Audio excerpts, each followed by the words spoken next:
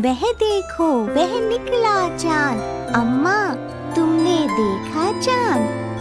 यह भी क्या बच्चा है अम्मा? छोटा सा मुन्ना सा चांद, इतना दुबला, इतना पतला, कब होता है ऐसा चांद? अम्मा, उस दिन जो निकला था वह था गोल बड़ा सा चांद। बादल से हंस हंस कर उस दिन कैसा खेल रहा था चांद। छुप जाता था, निकल आता था, करता था यह तमाशा चांद।